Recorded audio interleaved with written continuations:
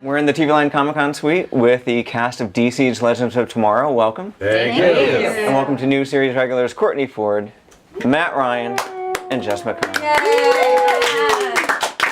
All right, so when last we tuned in, Constantine here, he busted up the beach blanket bingo party to say that... Beach blanket bingo party! To say that you had opened a door, love. So what kind of hobgoblins is the team going to be dealing with this season as a result? Well, all kinds. I mean, yeah, we're really going to explore many different kinds of mythologies and cultures. You know, these are creatures from a broad spectrum, and because of the heroics of last season, in typical Legends fashion, they've created a new problem for themselves, and this being that those beings from myth, legend, fairy tale have been spat out across time, and now they have to hunt them down and bag them up again. Any famous ones that we're familiar with? Quite a few. But again, with a legend spin on them. These are not going to be the creatures that you are familiar with in terms of the way that they're being portrayed. Or as friendly. Yeah, I mean, magical creatures. yeah, I mean, the way we sort of flip the superhero genre on its head by realizing that you can be like the Legends, where you're not purely super heroic or even purely, human. Like, at the same time with our villains this year, or our whoever the monster of the week is, we kind of want to humanize them and find what made them the way they are, because again, our show is just, it started out as a very clear mission. We're taking on Vandal Savage, and then it turned into we're repairing history.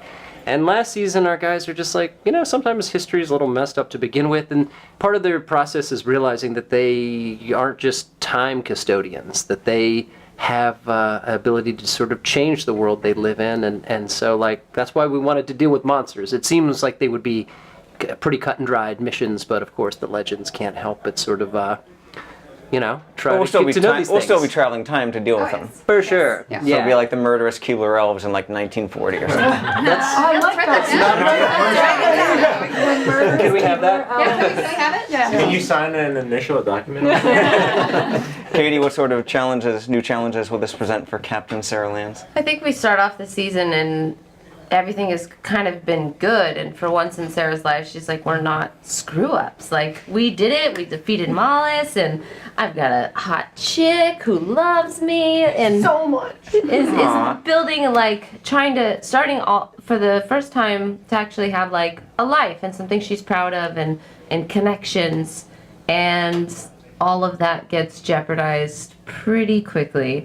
So she's gonna have a hard time with her desire to be normal and to have a real life and her duties as captain on a time ship, which makes it hard to be normal. Maisie, you're a pretty resilient cast member. What are you able to say about how you're sticking around? Let her go. I think I've died basically twice already on the show, and I'm coming back again as a new character called Charlie. So she is one of the mythical fugitives that we've been speaking about. So she basically is a prankster rock chick who they stumble upon, and she's neither good nor bad. She's basically out for herself. And we sort of watch the dynamic as the team have to come to terms with this new character who resembles one of their own.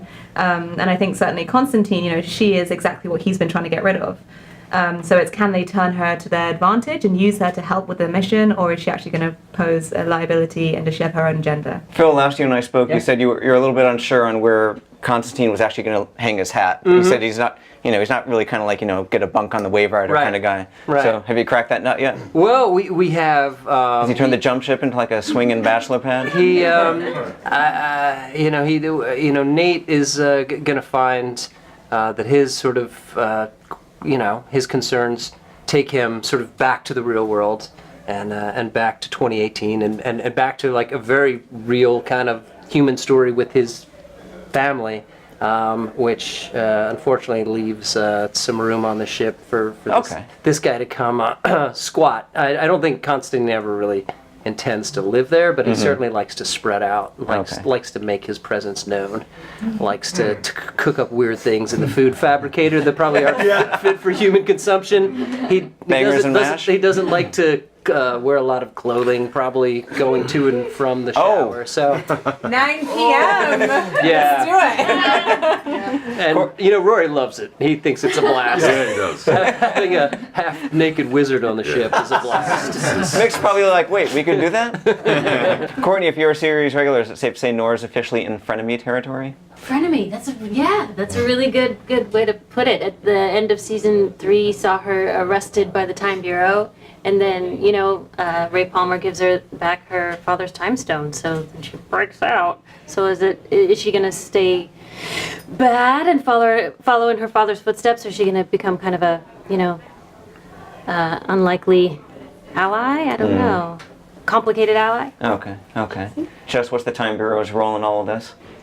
Well, we're kind of, I think last season we were toe-to-toe, and we were there to fix or chastise them for everything that they did wrong. But this season, I think, especially with the love story happening and the, 2 powerhouse women trying to be domesticated, we're going to work together more. And, the Time Bureau and the Legends are going to form more of a bond instead of a fight. And will Sarah ever sleep over at your place, or is it always going to be on the wave ride? I hope so. Will you sleep over? We've built the set, so I think it's going Sure hope so. Yeah, we hope so too.